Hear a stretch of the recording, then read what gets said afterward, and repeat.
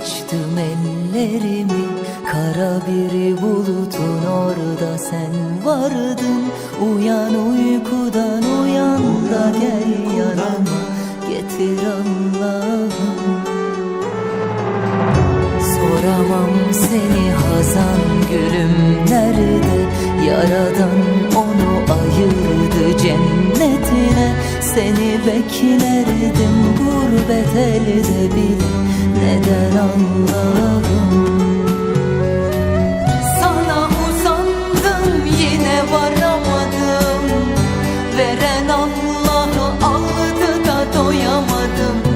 Seni göğsüme sarıp da uyuyamadım, neden Allah'ım? Birini aldın beni ne bıraktın, bu can onsuz yaşar mı sandın? Yağmur oldum kapına dayandım, götür Allah'ım. Yağmur oldum kapına dayandım, götür Allah'ım.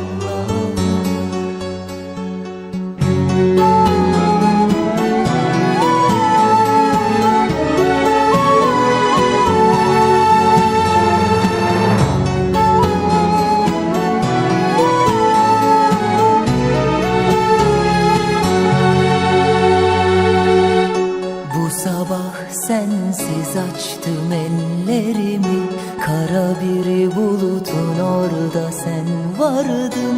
Uyan uykudan uyan da gel yanıma, getir Allah'ım.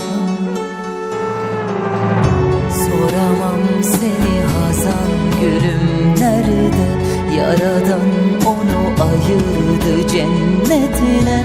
Seni beklerdim gurbet elde bile, neden Allah'ım?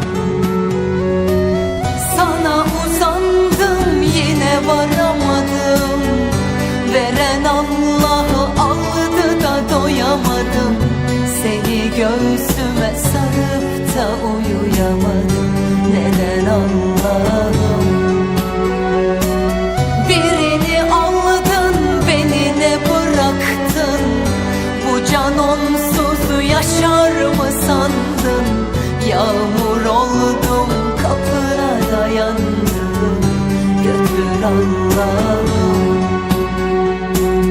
Yağmur oldum kapına dayandım, götür Allah'ım.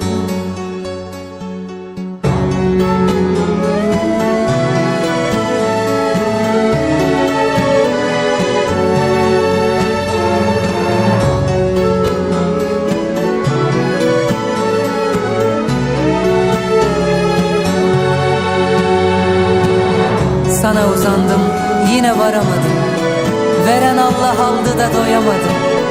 Seni göğsüme sarıp da uyuyamadım, neden Allah'ım?